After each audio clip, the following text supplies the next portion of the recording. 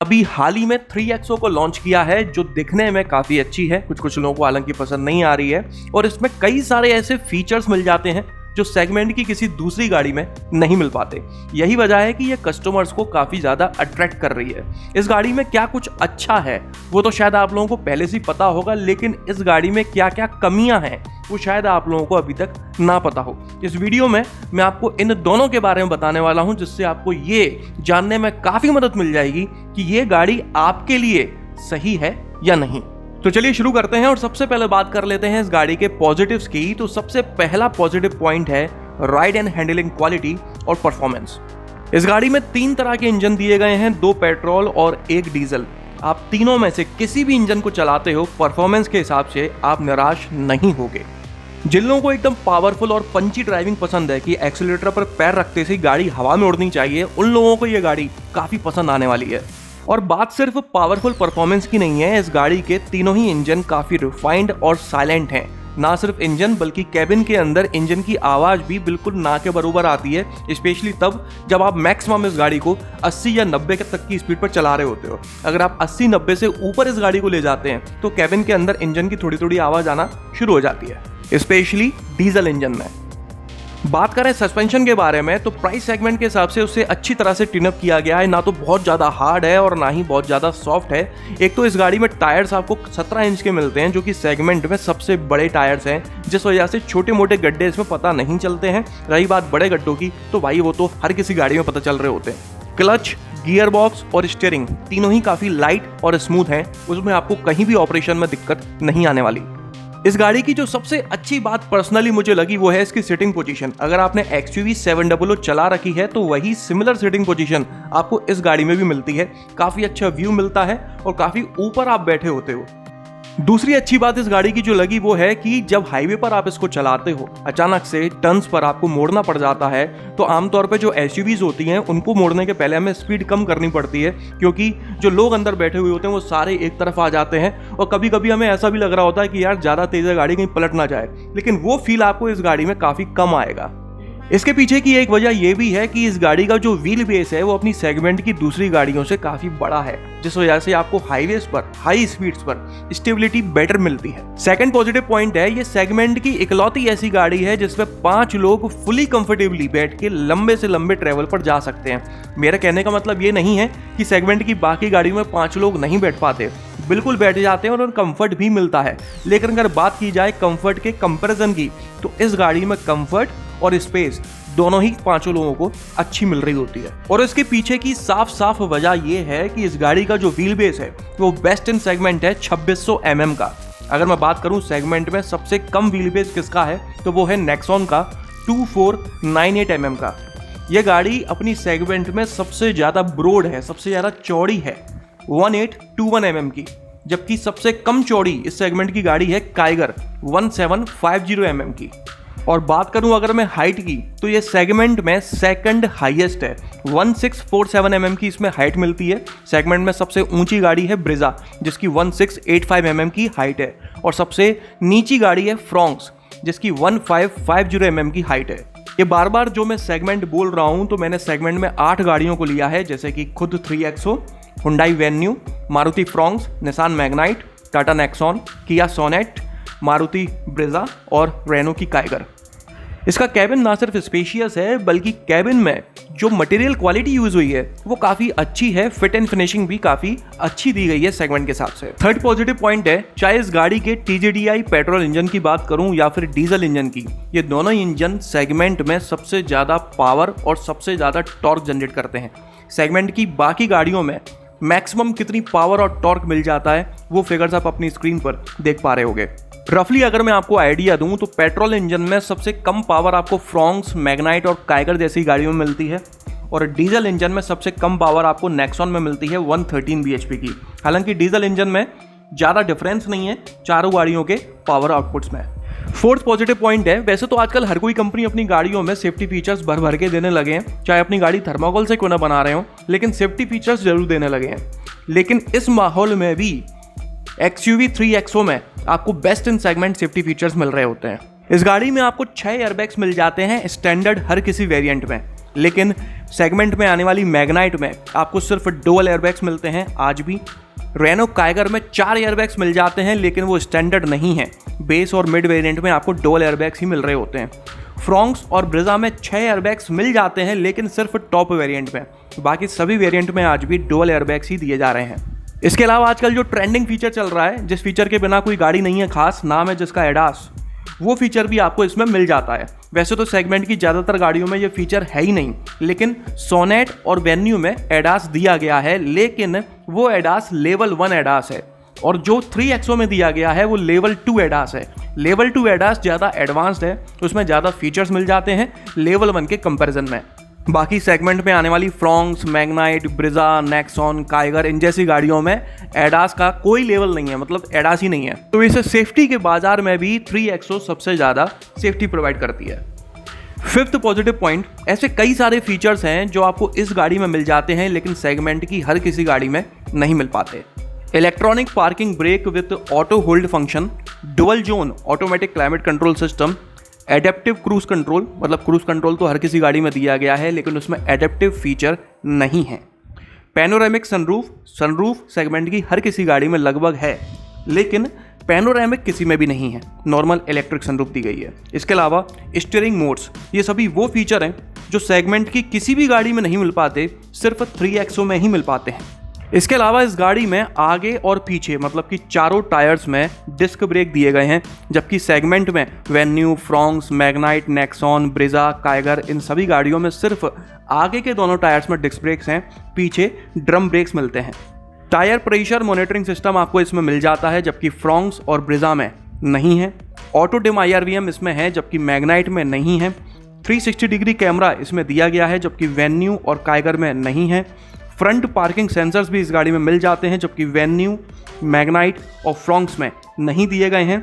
Leatherette seats इस गाड़ी में मिल जाती हैं, जबकि फ्रॉन्क्स और ब्रिजा में नहीं है। रही बात वेन्यू, मैग्नाइट और काइगर की, तो यहाँ पर फैब्रिक प्लस लेदर का कॉम्बिनेशन मिलता है, जिसमें फैब्रिक ज़्यादा और लेदर कम है। Rear armrest with cup holder इसमें दिया गया है, जबकि फ्रॉन्क्स में नहीं मिल पाता है। रेन सेंसिंग वाइपर्स इसमें है, जबकि Venue, Fronx, Magnite, Sonet, Brezza, Kiger में नहीं मिलते हैं। ऑटो हेडलैम्प्स इसमें दिए गए हैं, जबकि मैग्नाइट और काइगर में नहीं है। जो ग्लव बॉक्स है उसके अंदर इसमें लैंप मिल जाता है, जबकि वेन्यू, सोनेट और काइगर में ऐसा कुछ नहीं है। इंफोटेनमेंट सिस्टम में इस गाड़ी में 10.25 इंच की अच्छी खासी बड़ी टच स्क्रीन दी गई है, और साथ ही में MID में भी आपको 10.25 इंच की स्क्रीन मिल जाती है, जो काफ़ी बड़ी है। जबकि वेन्यू, मैग्नाइट और काइगर में 8 इंच का ही आपको इंफोटेनमेंट सिस्टम मिल पाता है। फ्रॉन्क्स और ब्रिजा में 9 इंच की टच स्क्रीन दी गई है। नेक्सॉन में भी 10 इंच की है। सोनेट में जरूर 3XO की तरह ही MID और इंफोटेनमेंट में दोनों में ही 10.25 इंच की स्क्रीन दी गई है। इसके अलावा कूल्ड ग्लव बॉक्स इस गाड़ी में दिया गया है, जबकि फ्रॉन्क्स, मैग्नाइट और सोनेट में नहीं है। LED फॉग लैंप्स इसमें मिल जाते हैं, जबकि नेक्सॉन में फॉग लैंप्स तो हैं, लेकिन उसमें हैलोजन बल्ब लगा हुआ है, वो LED नहीं है। तो ये थे वो सभी फीचर्स जो 3XO में मिल जाते हैं, लेकिन सेगमेंट की किसी ना किसी गाड़ी में मिसिंग है। सिक्स्थ पॉजिटिव पॉइंट के बारे में बात करते हैं, तो इस गाड़ी में आपको काफ़ी अच्छा वारंटी ऑफर मिल जाता है, 3 साल या फिर अनलिमिटेड किलोमीटर तक का, जबकि सेगमेंट में आने वाली काइगर और मैग्नाइट में 2 साल या फिर 40,000 किलोमीटर तक का ही मिल पाता है। इसके अलावा नेक्सॉन, ब्रिजा और फ्रॉन्क्स में 3 साल या फिर 1 लाख किलोमीटर तक का मिलता है। 7th पॉजिटिव पॉइंट है प्राइसेस। कई सारे लोग इस गाड़ी को ओवर प्राइस्ड बोलते हुए नजर आएंगे, लेकिन मेरे हिसाब से ये ओवर प्राइस्ड नहीं है। सभी गाड़ियों के प्राइसेस को आप अपनी स्क्रीन पर देख सकते हो, ये करंट प्राइसेस हैं। अगर आप ये वीडियो लेट देख रहे हो तो हो सकता है प्राइसेस थोड़े ऊपर नीचे हो चुके हों। मैग्नाइट और काइगर के प्राइसेस कंपेयर करने का कोई मतलब नहीं है, क्योंकि 11.5 लाख रुपए में तो इनका टॉप मॉडल ही मिल जाता है। हम बात करते हैं नेक्सॉन के प्राइसेस की, जो काफ़ी बिकती है। नेक्सॉन में एडास नहीं मिलता है, फीचर्स जरूर भर भर के दिए गए हैं, बिल्ड क्वालिटी अच्छी है, सब ठीक है, लेकिन बिल्ड क्वालिटी तो 3XO की भी अच्छी है। एडास ना होने के बावजूद भी नेक्सॉन का पेट्रोल टॉप मॉडल 15 लाख का मिलता है, जबकि 3XO का 15.5 का मिल जाता है। मात्र 50,000 का अंतर है, और आपको एडास भी मिल रहा है 3XO में, और फीचर्स तो यहीं भर भर के। नेक्सॉन का डीजल टॉप 15,80,000 रुपये का मिलता है एक शोरूम, जबकि 3XO का डीजल टॉप 15 लाख का मिल जाता है, मतलब कि 80,000 रुपये उल्टा सस्ता है। इसी तरह से ब्रेजा भी सेगमेंट की काफ़ी बिकने वाली गाड़ी है। इसका पेट्रोल टॉप आपको लगभग 14.25 लाख रुपए का मिलता है एक्स शोरूम, और 3XO का पेट्रोल टॉप है 15.5 लाख रुपए का, मतलब लगभग 1.25 लाख रुपए का प्राइस डिफरेंस है, जिसमें आपको लेवल 2 एडास मिल रहा है और कई सारे कंफर्ट एंड कन्वीनियंस के फीचर्स भी मिल जा रहे हैं ज़्यादा, जो ब्रेजा में नहीं है। तो इतना प्राइस डिफरेंस वर्थ है। सोनेट का पेट्रोल टॉप भी आपको 15 लाख रुपए का मिलता है और 50,000 रुपए ज़्यादा खर्च करके आपको लेवल 2 एडास और बाकी फीचर्स भी मिल रहे हैं। तो भाई ये गाड़ी ओवर प्राइस्ड नहीं है, मतलब इसके प्राइसेस जो हैं लगभग परफेक्ट हैं। ना तो आप उसे एग्जैक्टली वैल्यू फॉर मनी बोल सकते हो और ना ही ओवर प्राइस्ड बोल सकते हो। प्राइसेस आप इसके लगभग परफेक्ट बोल सकते हो। हालांकि इस सेगमेंट में सबसे ज़्यादा वैल्यू फॉर मनी जो मुझे नज़र आती है वो है वेन्यू। एक कंप्लीट पैकेज मिलता है वेन्यू में, after sale service, resale value, गजब की गाड़ी, चलने में स्मूथ और काफ़ी सस्ते में मिल जाती है। पेट्रोल टॉप 13.5 लाख रुपए का, डीजल टॉप 13.5 लाख रुपए का, गजब की बात है भाई। और सबसे महंगी गाड़ी जो मुझे लगती है वो है नेक्सॉन। फीचर्स हैं लेकिन उतने भी नहीं हैं जितने इसके प्राइसेस हैं। तो ये थे इस गाड़ी के सभी पॉजिटिव पॉइंट्स। अब अच्छी बातें तो बहुत हो गई, अब इस गाड़ी की कमियों के बारे में बात कर लेते हैं। सबसे पहला नेगेटिव पॉइंट है इस गाड़ी का बूट स्पेस। असल में इस गाड़ी का अगर आप ब्रोशर पढ़ोगे तो इसमें 364 लीटर की बूट स्पेस लिखी गई है, जो सुनने में काफ़ी अच्छी लगती है, लेकिन असल में इसकी 364 लीटर की बूट स्पेस है नहीं। इसके पीछे की एक्सप्लेनेशन ये है कि जो पुराने रूल्स थे बूट स्पेस नापने के, वो कुछ इस तरह थे कि गाड़ी के फ्लोर से लेकर गाड़ी की छत तक का पूरा बूट नापा जाता था और वो उसको बूट स्पेस बोला जाता था।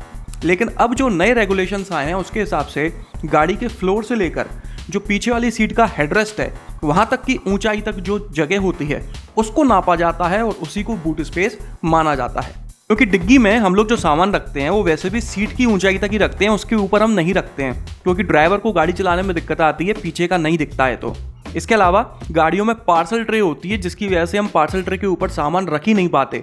हल्का फुल्का सामान पार्सल ट्रे के ऊपर रख देते हैं गाड़ी के अंदर बैठकर और बाकी सामान डिग्गी में रख देते हैं, पूरा पार्सल ट्रे के नीचे जो आ जाता है।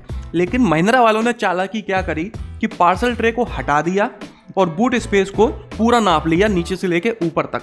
असल में इसकी सीट की हाइट तक बूट स्पेस है 295 लीटर की, जो कि सेगमेंट की सबसे छोटी बूट स्पेस है। सेगमेंट की सबसे बड़ी बूट स्पेस आपको काइगर में मिलती है 405 लीटर की, और बाकी गाड़ियों में कितनी मिल जाती है वो आप अपनी स्क्रीन पर देख पा रहे होंगे। सेकंड नेगेटिव पॉइंट है माइलेज।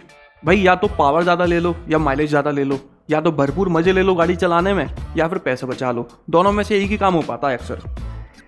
इस गाड़ी में कितना माइलेज क्लेम किया जाता है पेट्रोल और डीजल इंजन में वो आप अपनी स्क्रीन पर देख सकते हो। डीजल इंजन में सेगमेंट का सबसे कम माइलेज इसी गाड़ी में क्लेम किया जाता है। पेट्रोल में तो फिर भी फिगर्स अच्छे हैं जो ऑफिशियल फिगर्स हैं, लेकिन अगर मैं रियल लाइफ की बात करूं तो इतना अच्छा माइलेज पेट्रोल में ये दे नहीं पाती है।